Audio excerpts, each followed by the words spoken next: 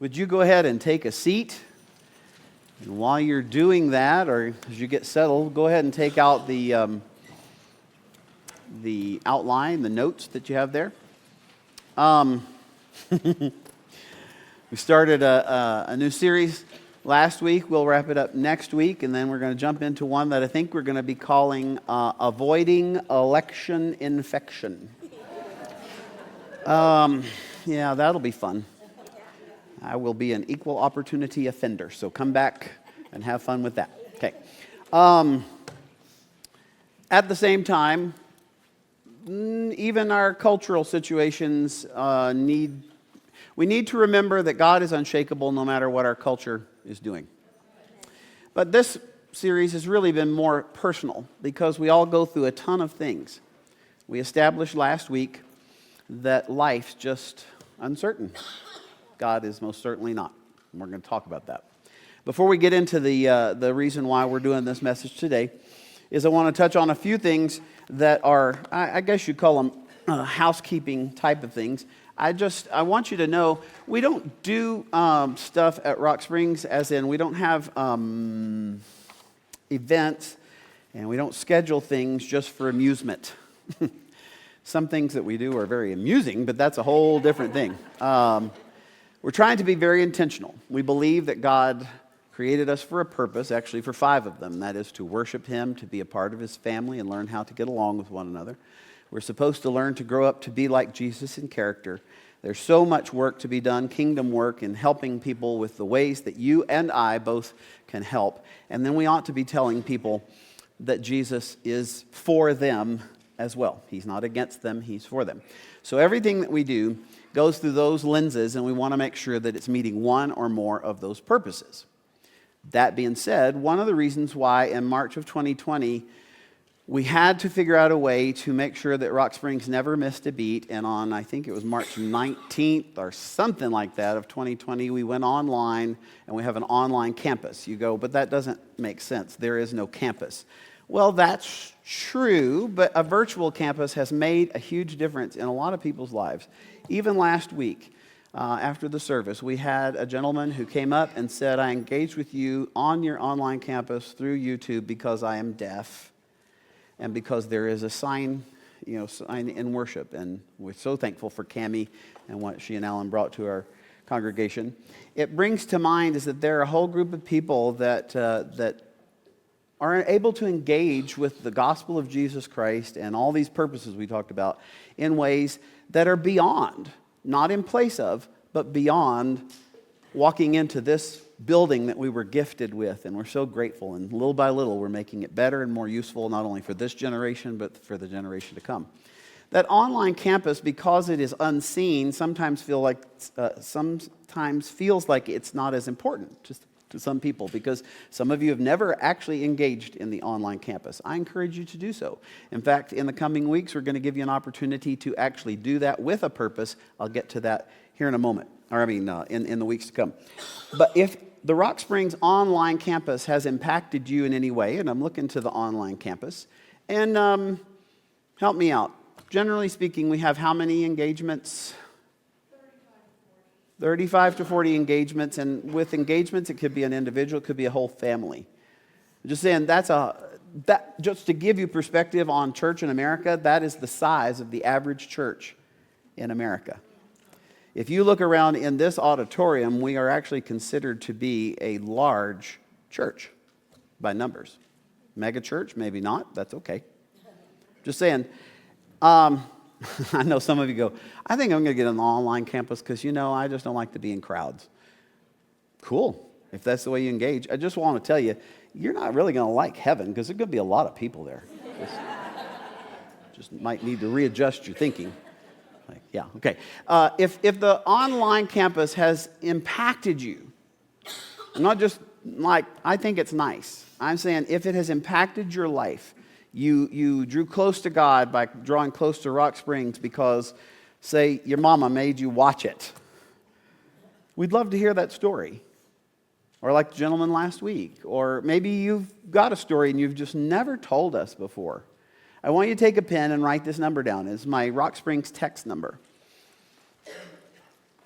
It has some automated functions to it, which will try to get your correct name, correct email address, and so forth. Just believe me, I am the person at the end of the line. It comes to me, okay? But the number is 855 446 3599.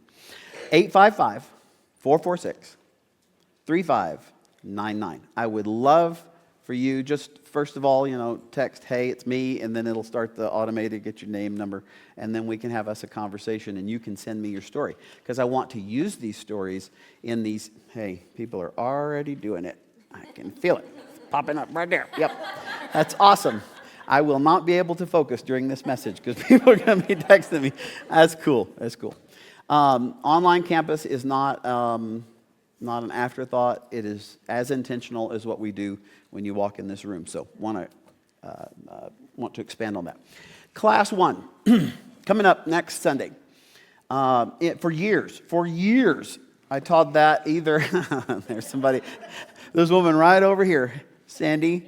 I think you've actually been to more Class 1s than I have, which is hard to believe. No. Several of you have been through that Class 1, and you've been in lots of different versions of it. It's all the same content. We've tried different ways of delivery.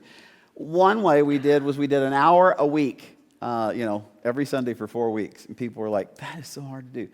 So I just tightened up my belt, and I would teach a 4-hour class after preaching on Sunday morning until I fell over dead one Sunday. Couldn't do that anymore. Then my cohorts said to me, you have to cut this class down to 1 hour. I'm like, are you crazy? And they didn't flinch. They said, you have to do this. So I figured out a way to do that. But I'm also saying, since I work in a group, the group and team that I work with said, okay, we will give you up to 2 hours. So if you will come hang out with me, I'll give you some food. I'll also give you some food for thought. It will give you, this is what we believe, why we believe it, what we're trying to do as a church. It'll give you an opportunity to say, you know what, I want to stack hands with those who are part of Rock Springs. And you will be activated as a member if you commit to membership. You say, I'm not sure about that. Well, come hang out with me and I'll tell you about it. Okay? So Class 1, you can register for that right now while I'm talking on the Church Center app. The other thing is, Next Gen Lunch is not just something just fun to do. I don't feel 63, but I are 63. Now, that being said, I feel like God's invested in my life a great deal that I need to pass on to the next generation in very tangible ways. So if you are the age 20, let's say up to, some of you are 40, but you act like you're 14. If that's you, come on to this thing. What I want to do is just have a conversation with you about what are you seeing in culture, what is your passion for Christ. You go, I don't even know Christ yet. That's cool. Come hang out with me. I want to introduce you. I'm just saying, let's eat a little bit. Let's talk a little bit. Let's see if we can't pull together, with God's guidance, let's see if we can't pull together some things that will impact the 20 to 40-year-olds a little bit more deeply than we have in past years. So please, right now, the last time I looked, we had one person who was going to come and sit with me. I'm like, come on, y'all. I know that I'm old, but I'm not boring much. But really, sign up for that, even if you do it as a sympathy vote. That'd be great. Okay. Now, let's jump into what we're talking about today, because people talk to me. I saw really cool things this week. People saying, I'm digging into discipleship, and I'm learning things. I even got to be like God's Geek Squad this week with a friend, because he brought in his phone. He's like, I have no idea what you're talking about with the YouVersion and Church Center app. I showed him, and he's after it. But people talk to me about other stuff. Like I told you, we're going to be talking about avoiding election infection. That's not my topic today, but I will just say, probably like you, conversations with family and friends across the political spectrum in which some people have said November is going to be the end of the world. And I'm like, I don't know, maybe, I don't know. I'm not on that planning committee. And then others are like, oh no, it's going to be like even better than the second coming of Christ. I'm like, y'all are wearing me out. Okay. In that kind of situation, in those kinds of conversations, both in person, and I very rarely get on Facebook, but I jump on there, and sometimes I just want to poke my own eyes out. So much anxiety or so much arrogance. And I really, there's got to be a way of peace, and I believe that Jesus has called us to that. I don't think he's called us to be full of pride, nor has he called us to be full of panic. So we've got to find a way. And by the way, I'll get off this topic here in just a minute. Just remember this, good rule of thumb. Christ followers, you are a citizen of the United States, but your greater citizenship is of heaven. Amen. We're called to be salt and light in the middle of a dark and tasteless world. And really no better time in American rigmarole than in an election year. That's always been true. And I've been through a lot of elections, let me tell you. Just don't put any confidence, as the Old Testament writers would say, no confidence in horses and weapons. That's not where it's at. But I wouldn't say lighter, because this person's going to go, no, it is not light. Besides people saying things that bring anxiety like that, I have a friend who has an injured knee. And it's like, it hurts, I need it fixed. Gets on the phone, soonest you can get in for an MRI is 3-4 weeks down the road. It's like, well, I'm glad I'm not laying, dying in a ditch. I mean,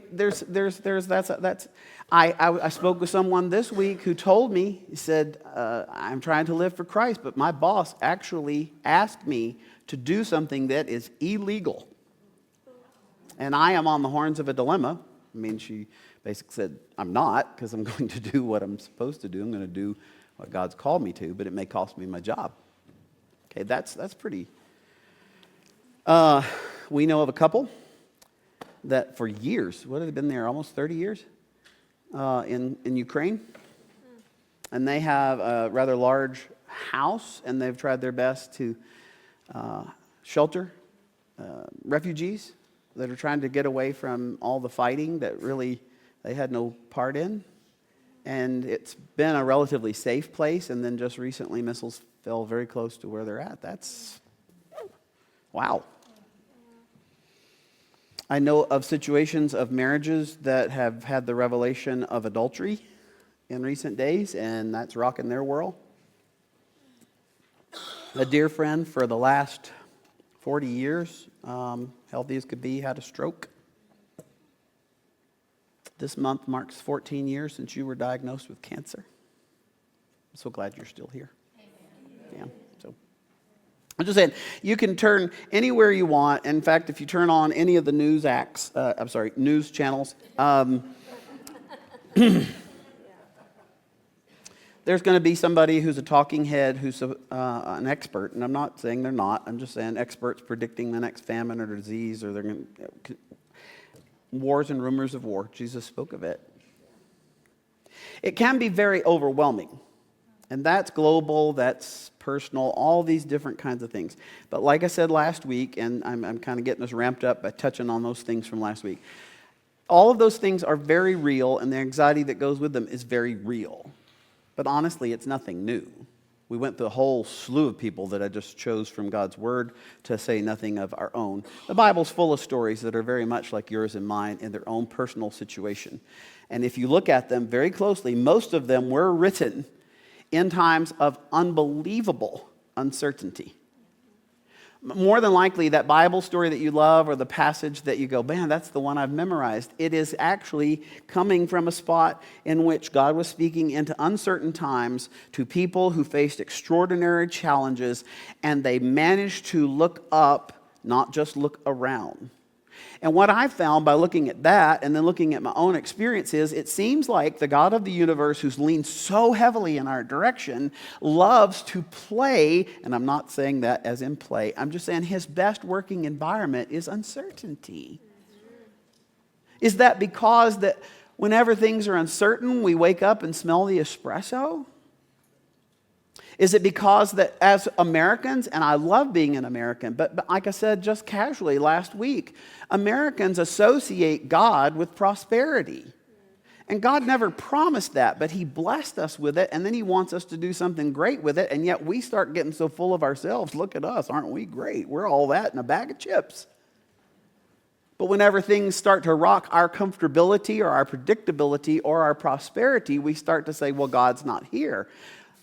That's a bad barometer. That is a bad gauge on the dial, the dashboard of your life.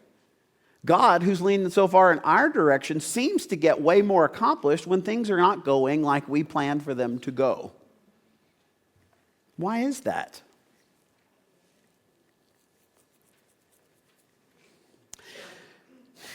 I think upon closer examination, I'm going to share it with you, and this is not theory, this is where I live. I want you to live there too. Uncertainty creates fear. And you're like, I'm not afraid. I ain't afraid of no ghosts. Yeah, you are. Something in life makes you afraid.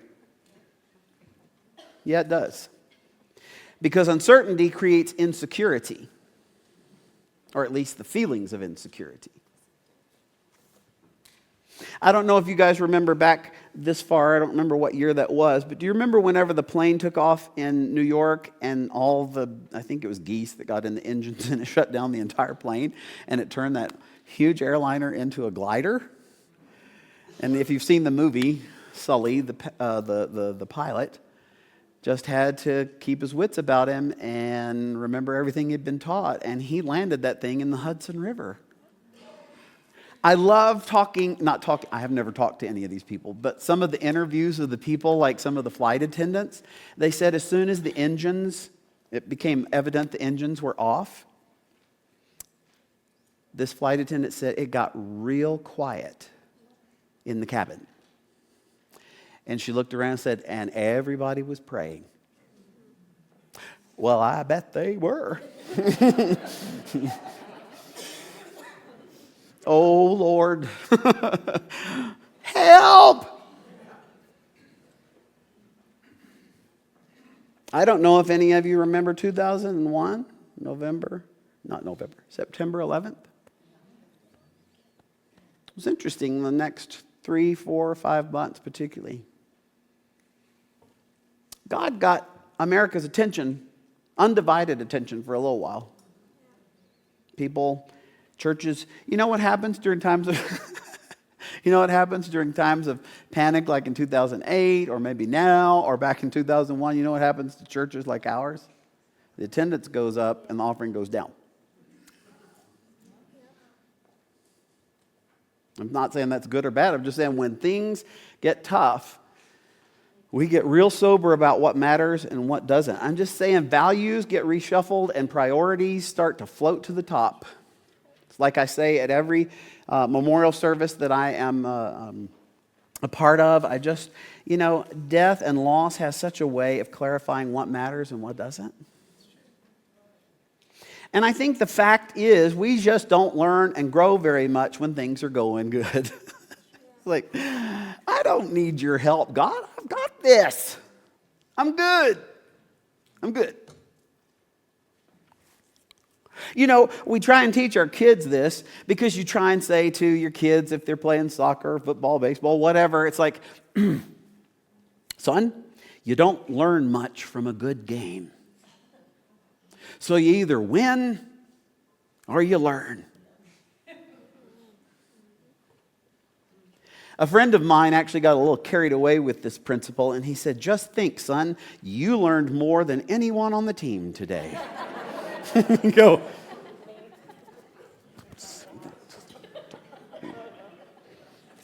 Right? Maybe you're learning more than anybody on the team today. I'm just saying, pick your favorite Bible story, Bible character. You ask what was going on. I will tell you that this library, this 66 collection of 66 different things, is not about rich people having fun. It's about stories of people who faced uncertainty. And then what they discovered is that they thought that God was absent. And he was not. He was ever present, but he was quiet. And I don't know how they do it in school now because I've been out of school a long time. But there once was a time in which the teacher would tell us, okay, here's your test book, here's the little thing where you fill in the blanks, or things. And then after the clock started, she did not talk for the rest of the test period. But she was over there in the corner of the room. She was not absent. She was silent. God is often like that in that he's trying to figure out what's going on in your heart and in your life, and he is not absent. He will not leave you. He will not forsake you. It's a part of his character that he cannot do that. So how do you get your heart, how do you get your mind to that spot that you have to understand he's not absent? He's actually diligently at work in your life, even though you can't see the progress. Because I'm telling you, whenever I've been uncertain, like when I almost lost Leanne and she was in a coma for about 18 days, during those uncertain times, I felt my dependence on God. And I happened to be in a Catholic hospital, and I went to their chapel every single day, and I talked to God. I had no certainty. I had clarity, though. What I was reminded of, and I hope that you will walk out of here today feeling very much reminded that God is in control, even though you know you are most certainly not in control. Could I just get a show of hands? Is there anybody in the room? How many of you have found faith or returned to faith during a difficult period of life?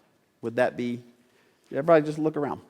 I don't think I'm making this up. I think it's a common experience. So whether it's money, health, job, relationship, challenge, I think all of us go through a spot where we go, oh no, what is going to happen here? We just cannot see it. Or, oh no, is there a God? Oh no, does he intervene? Or the one that's more personal is like, God, do you even care? So I got some truth for you. It's unshakable, it's steady if you build your life on it. And I hope we can unpack this some more. The verse I left you with last week is Romans 8:28, one of the most classic verses in all of Scripture. A lot of people quote it, have it on their wall. He says, after making this great case of God's faithfulness, he says, we know, not we guess or we hope or hope, a wish. We know because of what God did through Jesus Christ that in all things, and in the Greek, all things means all things. Okay. We know that in all things God works for the good of those who love him. Here's another translation of that same verse because it's kind of hard to translate all the way from Greek to English. He's saying that God works together with those who love him to bring about good in this world. We know that in all things God works for the good of those who love him, who have been called according to his purpose. It's not a promise for everybody. It's those who heard the call of God and his purpose for their life. But I want you to dwell on this for just a minute. It's why I ask you, what makes you happy? Where do you derive your joy? Because some of the things that we have to wrestle with is, am I going to get into that college that I want to get into because I want that degree program? Am I going to find a job? Will I lose my job if I do the right thing? We desperately need the funds. Will we ever sell the house? Will I be able to accomplish moving my parents in with us because there's not really any other options, but I don't see a way? Is he going to call me back? Is she going to say yes? Will my kid ever come back home? We know that in all things, God is working for our good. That is an unshakable truth. It has been proven generation after generation. But it's like, I don't really care what happened in previous generations. I'm here now. Okay, well, I got a song for you. He's got the whole world in his hands. He's got the whole, come on. In his hands, he's got the whole world. In his hands, he's got the whole world in his hands. I want to add a word. He's still got the whole world in his hand. He's working for our good, and like I told you last week, I believe that with all my heart and all of my experience. He is working for our good, but sometimes it takes him a while. And if that is true, what should we do? In the waiting, in the meantime, I think we should go to an expert on this. Now, if you're not a Christ follower tuning in or you walked in today, I'm glad you showed up because you get to sit back and go, that sounds so unrealistic. Those poor, poor, pitiful people. Okay, cool. Because you're going to go, that sounds unrealistic, maybe even crazy, but I'm glad you're here because I know this about all human beings, and that is if you're uncertain, your uncertainty is probably driving you to do self-destructive things. Because that's why we're trying to cope. You need some hope to cope, and I'm trying to throw you a rope. So just kind of stick with me today, because I want you to know that there is an alternative. I was just talking to a friend earlier. I'm taking this from a letter, which we call a book of the Bible. The book is called Philippians. If you have a paper printed one, open it. If you have the YouVersion, open it. We're going to Philippians chapter 4, starting with verse 4. But while you're turning there trying to find it, let me give you some context so that you don't write this guy off simply because he has some of his writing in what we call the Bible, because you inherently distrust the Bible. I have no idea why, because I want to go, have you ever read it? You're like, well, I tried. Genesis and Exodus was good, but Leviticus, no way, Jose.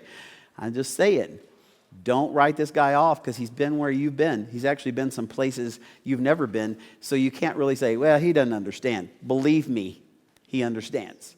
This guy's name was Saul. Anyway, that's another story. Paul left Jerusalem shortly after Jesus had died, resurrected, and ascended. It was just spreading like wildfire that if you bow your knee to Jesus Christ, you can have your past forgiven, you can have a purpose for living, you can have a home in heaven. He gets changed, leaves Jerusalem, goes to Greek cities, meaning he actually went to what we would consider today, we'd consider Europe. He left Israel, went north and west, and he went into areas that we would call Europe, and he started telling this news to people, and he'd gather 10 or 12 of them together, and you'd meet in a home, and he'd teach them the things about Jesus' death, burial, and resurrection, things you need to watch out for, and basically we now, in the 21st century, say he was planting house-sized churches. And he did this passionately. He wanted people everywhere to know Jesus. But get what he was doing. This all happened over in the backwater of the Roman Empire in Jerusalem. Jesus' life, death, burial, and resurrection. Paul's got it. He speaks 3 different languages, has dual citizenship. He is a highly motivated individual. He walks into your town in Europe. You have never heard of this Jesus person. And yet, Paul had the nerve. He said, happy to meet you. My name's Paul. I have some good news for you. It's a brand new belief system. I know you have like 10 different gods in your household because you want to cover everything, and so you have 10 different gods, but I have a new belief system for you. And it's based on a Jewish carpenter contractor, stonemason, if you will. He died, like we all do, but here's the kicker. He came back to life, just like he said he would. And he'd go, are you tracking with me?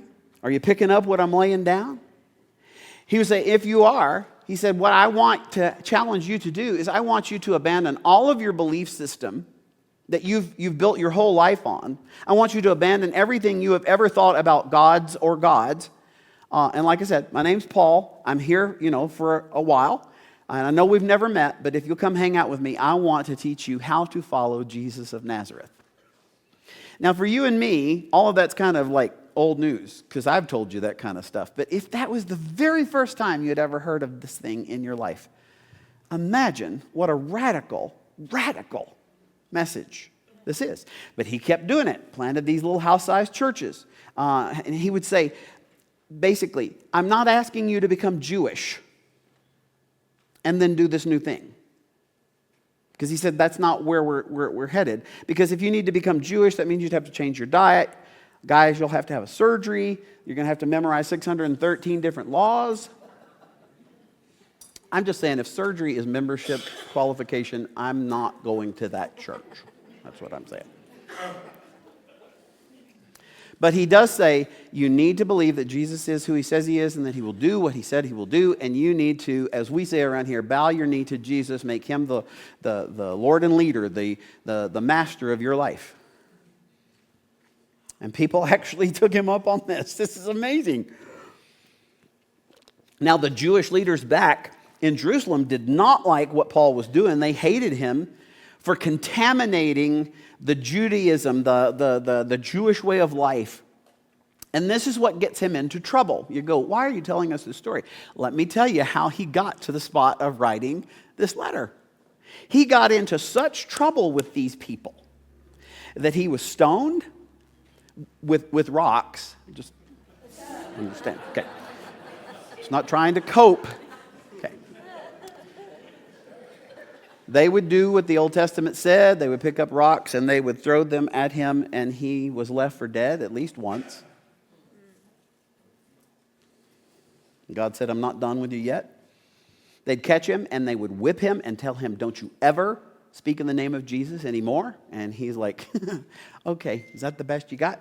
The man just went through so much because he was going to keep telling people about Jesus. And the kind of guy that he was, type A and all that, he was like, apparently I'm not explaining this correctly. He goes back to Jerusalem to straighten them out. To say, y'all aren't getting it. I'm not afraid of you. We've got to follow this man Jesus. Well, he gets back over there, and the powers that are controlling Judaism at that point, they call the police, also known as the Roman soldiers. So the Romans throw him into jail in order to satisfy the Jewish leaders. And while they're doing all the booking and the fingerprinting and stuff, Paul just casually mentions, oh, by the way, I'm a Roman citizen. Well, apparently none of us in this room understand the implications of this. He cannot be treated that way as a Roman citizen. He says, I am Jewish, but I'm full-fledged Roman citizen. And long story short, he says, you can't challenge my legal status, but I can challenge it in court. So the authorities decide to send him all the way from Jerusalem to Rome, Italy, to stand trial, essentially in front of the king of the world at that moment, and his name was Nero. He used to burn Christians as candles for his parties. Okay? He winds up in Rome. He's chained up as a prisoner, and in those days, it was house arrest, and he had to pay for the house, and he had to pay for all the stuff that goes with it. Or have somebody do it for him. While he's on his way, he gets into a huge storm on the ship they have him in. He washes up, they have a shipwreck. He washes up on the shores of Malta. He's stranded there for about 3 months. He gets snake bit. He gets sick. He is very discouraged. He can't figure out why all this is happening. Become a Christ follower. It'll make your life great. He finally gets to Rome. Nero, like I said, is the emperor. Court docket is very full. He waits 2 years in that jail. To pass the time, he says, let's write some letters to some of these churches that I have planted. So now you know how these things come to be. In one of the letters, and it's really one of my favorites, and he wrote a bunch of them here in the scripture, is his letter to the Christ followers in Philippi, which was named after Alexander the Great's father. I'm a history nerd. Just wonderful stuff. But this is the very first church that he had planted. First church in Europe. In Philippians 4, as a part of this letter, he says, just look at it, it says, rejoice in the Lord always. I asked you earlier, what brings you joy? What brings you happiness? If you take out those middle 3 words, we're good with it. Rejoice in the best egg rolls always. Rejoice in chocolate always. Rejoice that you got into the school you were applying to always. Rejoice that the kids are healthy, that they came home, that my marriage is surviving. I won the lottery. I got straight A's. I am doubling the dividends on my investments. You fill in the blank. We're all okay with that. In fact, we love to go and tell people, I just came into a windfall. It's awesome. And yet, don't forget who's writing it, why he's writing it, what situation he's in while he's writing it. And he has the nerve to put in these 3 words. Rejoice in the Lord always. We get the other. We get the egg rolls and the chocolate. We do not get in the Lord. What I find so interesting, Carrie, you didn't know what I was teaching today, and yet your message, your lesson with us at men's breakfast yesterday, which was so solid, good food, good fellowship, good teaching. We wrestled with this idea at men's breakfast, and that is you need to spend whatever time is necessary to understand what is truly going on here. Because I can get really elevated. You know how much I love food? I can be sitting, eating at one meal and planning where I'm going to eat next. Always. Rejoice in when you're eating. Always. I have an emotional response to that. I have to train myself to say rejoice in the Lord always, and also be as serious about that as I am about egg rolls. More so. So that my emotions about what God has really done, what is really happening here, because there is a fact and there is a reality that God's grace. Do you understand that without Jesus standing in our place and being crucified on a cross, that you and I we would have to stand before Almighty, sinless, perfect, holy God and go, I can justify myself, when you know for certain you cannot justify yourself because you are screwed up all the way to the core of who you are. You try to live up to his laws, and you can't do that. So you dumb it down a little bit, and you make your own laws. And you can't even live up to your own laws. I'm gonna, and then I don't. I'm not gonna do that, and that's the very first thing you do. And somebody's gonna have to pay for that. And without Jesus in this mix, you will have to do that. So grace is more than just amazing. It's just, I don't know. The very mercy of God, the very love of God. We've got to figure out, as Paul was teaching us here, you've got to focus so much on the reality, because it's not figment of your imagination, it's not wishful thinking, it is historical and theological truth that God has sent Jesus to pay for all of your sin and all the punishment, past, present, and future. Focus on the reality of that and what God has done for you, that you actually feel the emotion. That I can rejoice. How cool is it that Jesus died to set me free from the penalty of sin? That I don't have to deal with my past, he already has. That I have a purpose for getting up in the morning, and that I don't have to worry about my future because he has already taken care of that. I have eternal life. I love egg rolls. But I'm ecstatic about what Jesus has done for me. Are y'all picking up what I'm putting down? Okay. He says, you've got to pay attention to this, y'all. I'm sitting in my own little prison waiting to be tried, in which, by the way, that ends up in about the year 63, 64 AD with a few people. They lead him out in chains, and they go down the one of the roads out of Rome, and they behead him. And he has the audacity to say, rejoice in the Lord, who's done everything with his grace, mercy, and love to redeem you. And then he says, I'll say it again, because I want you to get it. Rejoice. What are you down in your cups for?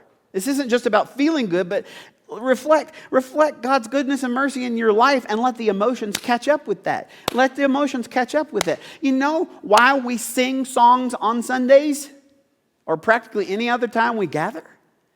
Because this is what we're trying to get a hold of. Not only that we understand it, but that we understand it. Thank you, Jesus. You rescued me. Man. I say we sing on Sundays. Some of us sing on Sundays. Some of us don't. I look around and some of you ain't singing. Of course, there are some of you that sing, and those of us who are close to you say, please don't. Just mouth the words. It'll be fine. No. Psalm says, make a joyful noise, even if you can't carry a tune in a bucket. Sing so that your heart and your mind are connected, and let it all unhitch your emotions from your surroundings. Take them away from your surroundings. Bend your will, bend your emotions in the direction of the God who loves you and has given you his mercy and his grace. I'm just telling you, look at Paul. He's a valid witness. In his very difficult circumstances, he says, rejoice in the Lord always. Again, I say rejoice. And then he says, let me add to that. He says, let your gentleness be evident to all. What's he getting at? What's the point? I'm not exactly sure all that's involved, but I know part of it is whenever we get under stress or we feel anxiety or uncertainty and we feel that fear, we start powering up. We use brute force and determination. He says, but whenever you're squeezed, make an intentional choice to let your kindness, and remember, kindness is not softness. Kindness is saying, I have strength that God has given me, and kindness is, I'm going to loan that to you. You need a loan right now. I'm going to be kind to you, even though I might not see eye to eye with you, or you're hurting me.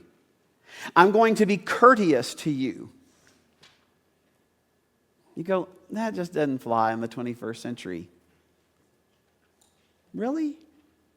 Even during the time of Nero, and Paul's saying this, and Nero and the Roman Empire no longer exists, and the church triumphant is alive and well? It changed the world once. I think it can do it again. He says, let your gentleness, your patience, let it be evident to all. In other words, don't let your uncertainty or the hard times take a toll on your character. Don't let what we're going through right now as a nation and the division and all that, do not let that undermine the very character that God's trying to build in you. Remember what's actually going on here. Which, by the way, do not sacrifice long-term relationships like family and friends for short-term elections. I'll tell you that ahead of time. Elections come, they go. Everything gets better, everything gets worse. I've lived long enough. But I have seen this, and it makes me very sad. Do not let your short fuse during tough times blow up your relationships, please. Please, please, please. Character. If your character is based on certain things, it's unstable. If you base your character on your circumstances, there's nothing there. But true Christ-honoring character comes from establishing your character on what God, who He is, and what He has done through Christ, and what He is continuing to do inside of you. See, right now, listening to truth, not because I'm saying it, listening to truth, exposing yourself to truth, and then saying, God, show me where it lands in my head and my heart, and I'm going to try and do it. God is actually trying to shape His character inside of you. This isn't just church. This isn't a plaything. This is an amusement. We're doing something here that is unshakable. We're looking to the one who is unshakable and saying, Christ, Jesus, would you control me? I don't want my circumstances controlling me anymore. Y'all good with what I'm saying to you? Okay. I just don't need an answer out here, out loud, but I'm just saying, how have the recent uncertainties of your life, the diagnosis, the loss of a job, or whatever is very personal to you, how has that uncertainty affected your response to people around you? Has it made you short-tempered? Has it gotten on your nerves? Then there's something you ought to pay attention to there. We'll get to it in a minute. He uses this phrase, this next phrase, to remind us what we've already been talking about during this whole service, and that is the Lord, God of the universe, who's expressed Himself in Jesus. The Lord is near. He hasn't left. He's right there. He's with you in the middle of what you're going through. Don't forget it. This is a man who's sitting in his own prison going, the Lord is near. It's like, well, if God's with you, shouldn't you be out of prison? Well, not necessarily. Some of you are thinking, that's great. The Lord is near, but He ain't here. Yeah, He is. He hasn't left. Verse 6. I love this because this is where you get into discussions with your family and stuff. And he says, do not be anxious about anything. Have you ever had one of your family members, what are you worried about? Don't worry. And you want to go, duh, why didn't I think of that? As if it's a switch. No, inside of us, somebody who comes to you and says, you're full of anxiety, you shouldn't worry. Don't worry, be happy. Inside of us, we go, ugh, if you were me, you would be worried too. Paul doesn't just say, don't worry, because he's practicing what I see in Scripture, and that is this principle of replacement. We'll get to it here in a minute. He says, don't worry, but hold on, don't hang up the phone. He says, let me give you the secret sauce to handling the very difficult, uncertain times without letting the difficult, uncertain times control you.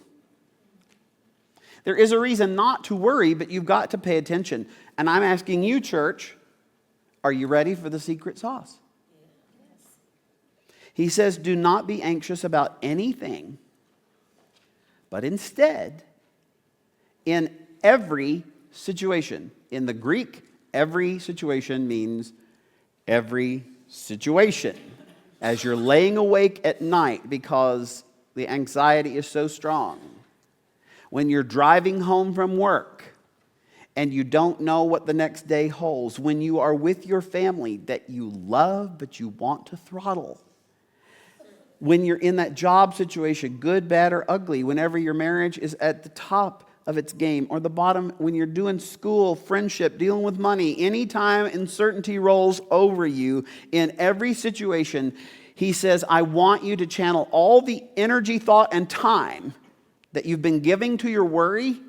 You need to channel all that energy, thought, and time in this direction. Because he's saying the replacement principle is don't focus on what you don't want. Intentionally shift over and focus on what you do want. And I would hope that no one wants to be trapped in the trap of worry.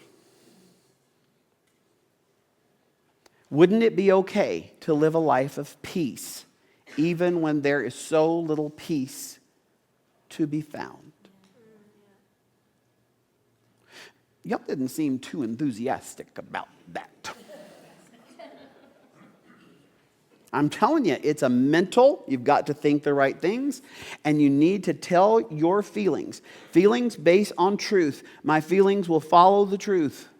Focus on what I do want, not what I don't want, and do this, and it's like the shampoo I use. Y'all laugh at the weirdest times. I don't understand. Shampoo, rinse, repeat. He's saying to us, in every situation, keep doing this, repeat as necessary. He says, by prayer and petition. Do not skip over these little words.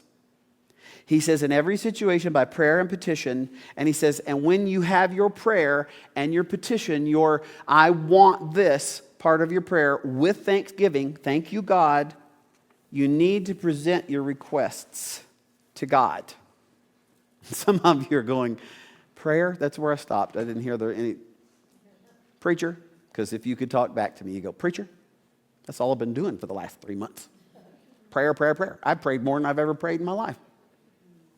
Practically hoarse from all the praying I've been doing. My prayers sound like, help! Fix this! Do something! I know. Me too. But don't forget, he couples it up with prayer and petition. Petition means something bigger than help. Because remember, we're dealing with the God who loves you so much. This is not a religious exercise. This is a relationship. Remember who you're dealing with.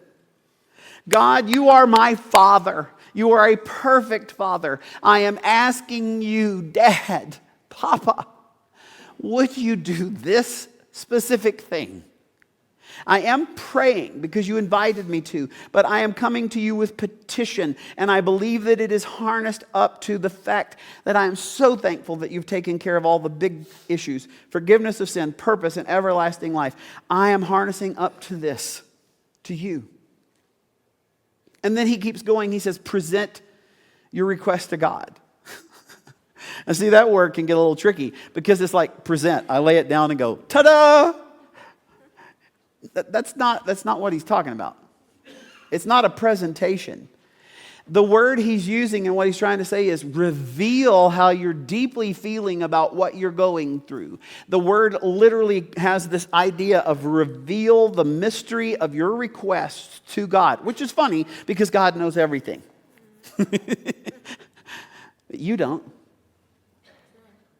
So you bring all the pieces to the puzzle and you say, God, this is it. I'm not even sure what all the pieces are, but I'm bringing them to you. And I really, really, really want and I need you to show me what is going on here. Because listen, if you pray as if you're trying to inform God, you're praying for the wrong reason. This is about discovering for yourself what you really fear. Celebrate recovery, people. Are you with me? I'm basically just teaching I'm teaching it from a different point of view. This is what CR is about, right? I've got to dig down and figure out what my fears are, what my failures are. I'm just telling you for today's lesson, you need to figure out what you really fear and what you really, really desire. And then you reveal that to God. I told you earlier, y'all are going to sleep, by the way. Sit up straight, take a deep breath. We're on the home stretch. Come on. Or I'm going to start dancing, and it's going to be ugly. Uncertainty in our lives will float our insecurities to the top, but it also has the potential to float what you truly value to the surface. Because if you and I, and they're all legitimate, I'm not dissing on them. But if you and I will move past, Lord, please help me find a job. Lord, please help me find a wife. Lord, please help me sell a house. Lord, please help me close this deal. If you will get past those things, and those are all legitimate requests, and you start to figure out, Lord, what am I afraid of? What do I desire? What do I long for? What is my soul longing for? Then you start to discover that practically everything that drives us to fear has to do with things like, Lord, really what I'm dealing with is I am afraid that I do not have the security that I need or feel like I've got to have. But that's driven by my concern for my family. Maybe it's sometimes, and I've done this. Leanne will tell you, last night I was going through this message and trying to live it myself.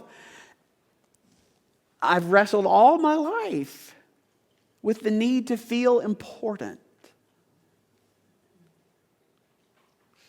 And if you try and base that on what other people think of you, then you're sunk. You're not only in trouble, you're dead in the water. So my fear is like, am I important? And I have to go back to him and say, my deepest desire is to be loved, and I am loved. I just look at the cross. Maybe you're like, I need to be viewed in a certain way by my peers because I don't want to appear weak. That's what I'm afraid of. My fear is that God doesn't know what's going on in my life. I'm just saying, in my experience, very few of us pray at that level of insecurity and fear. We actually come to God a little bit puffed up. It's like, God, I think I've got most of this, but I need your help with this other part. No, y'all, we ain't got nothing without him. Nothing. You say, well, I've got some stuff going on. Because God gave it to you. Uncertainty will stir up your fear. Fear can reveal your deepest desire about what you really want. And I think when you really are able to be honest to God and honest with yourself, that's when you discover the deep, deep desires of what God's put into you. And then if you voluntarily give that to God repeatedly, you can do it as a couple, you can do it as an individual, you can do it as a family. I'm just telling you, parents, you can teach your kids how to respond to uncertainty and bring them along in the process. You say, how do you have any idea that's what he was saying? Well, then look at what he says next, because I think that's what he was going after whenever he says, and this is the result. He says, then the peace of God. This is a guy who's sitting in a situation where he could have said to us, and he would have been very, it'd be okay if he said it. He says, I don't want to have peace. I want to be released. He didn't say that. He could have said, I don't want to be in Rome. I want to be at home. He didn't say that. He says, pray for peace. Listen, he did not say, you Christ followers that I brought along with me, you need to pray for better circumstances. No, he didn't. You need to learn to live with the tension between the real and the ideal, he said. Don't set your target on having better circumstances. Like American Christians, like, Lord, please bless us with traveling grace and help us to get from one place to another very safely. And bless this food. Are those bad prayers? No. Not very faith-filled prayers, though. Make your target, make your goal experiencing God's peace no matter what the circumstances are. Because he says, the peace of God, I want the peace of God which transcends all understanding. Meaning, if you've ever experienced this, and I think several of you have, when you have peace that doesn't make any sense in the midst of all kinds of chaos, nothing has changed in your circumstances, and yet his peace has allowed your mind and your heart to remain peaceful no matter what. Is there anybody in the room who's ever experienced that? Yeah. Okay. He says, the peace of God which transcends all understanding will guard your hearts and your minds in Christ Jesus. I'm just asking you, church, what if we really did this? What would that look like? Instead of getting on Facebook and going, I can't believe it. What if we actually tried to shine the light where we are, even whenever it's super dark at work? Because I had a conversation with somebody this morning. Said, it is super dark at work. It's like, you got lighting problems at your office? No. What if we actually did this? And listen, church, do not treat God like a cosmic genie or a butler. Lord, I'm in a heap of hurt. I need to rub the magic Bible. Poof! I'm here to give you your 3 wishes. No. Mm-mm. He is the God of the universe that has leaned so far in our direction that he gave up his son. He gave up his son so that you could be a son of God and you could be a daughter of God.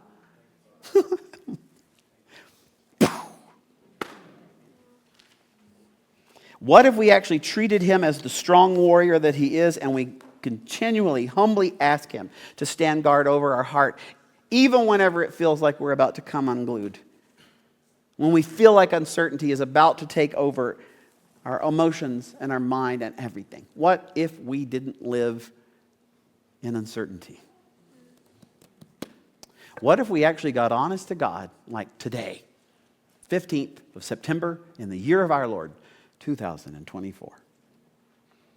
What if we said prayers like, Father, I am being brutally honest. There is nothing religious about any of this.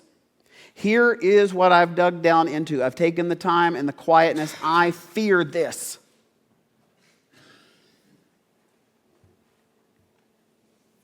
And here's what it's revealing in me. Here's what I want. Here's why I want it. I realize that my circumstances may never change, but by your power, I will change, and I will trust you more. C.S. Lewis once said, I learned that prayer isn't about changing God. Prayer is about changing me.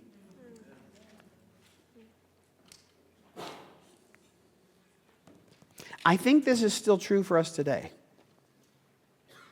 I didn't just learn it from the Bible. I've learned it by experience. I've learned it from people that I've known who've gone before me, who found peace in situations where there was no peace. That's why the application is literally the title of the message today. Pray, like I've taught you, like Paul taught us. Pray until the peace comes.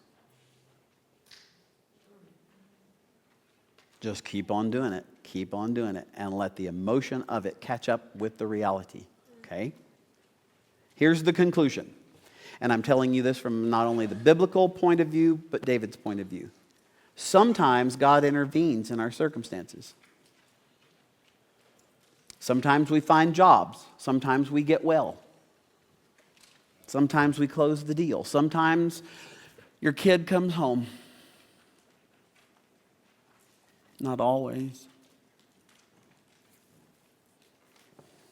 Sometimes God intervenes in our circumstances, but all the time He stands there, He's not absent, and He's offering His peace.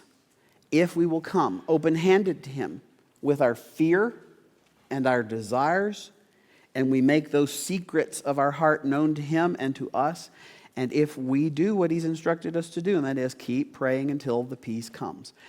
Listen, this isn't about, okay, I'm going to go into my prayer closet and I'm going to pray that, and then I don't have to do anything else. No. This isn't instead of working out the righteousness that God has called us to. You have your part. God gave you the body. You take it to the gym and make some muscles with it. He gave you the muscles. You make them bigger. Okay? Spiritually, physically, whatever the case may be. This isn't a matter of doing this instead of. It's instead of allowing the anxiety to be in the driver's seat, let God be in the driver's seat. It's about placing our world in His hands because He's still got the whole world in His hands. Pray until the peace comes. Here's something that you can do, and then I'm going to pray. You have to fill in the blanks. This is like a worksheet. You can start here and go, Heavenly Father, I need you to... What do you need Him to do?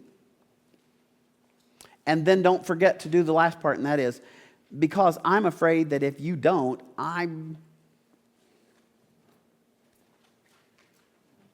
What are you afraid of? Right there in the middle of all that fear. That's the request you need to make known to the God who loves you so much that He sent Jesus to live, to die, and to rise again. Because when life is uncertain, God most certainly is not. Let's pray until the peace comes. And I think He's going to show it to you because of His unfailing love. You get it? Good. Let's pray. Heavenly Father, this is simple to look at. Honestly, pretty simple to understand. But it is so difficult to do. So we're going to need your Holy Spirit strength to do that, to give us the strength we need. We're going to take whatever measure of faith we have, we're going to put it in you, that you're going to be standing ready to help us. That whatever we're going through right now will be an opportunity for you to do an amazing work, and then we can be brighter lights and saltier salt in a world that is dark and unsavory. And then you're going to change lives. You're going to change families, our church, our community, wherever we may be. God, you're good. What our prayer is going to be now, Lord, as we sing, is we know all this, and you've even done it, and we were there. But please be patient with us. We need you to do that again. Just meet us here again. Yep. I love you, Lord. Please do a good work in your church, and I pray it in Jesus' name. Amen.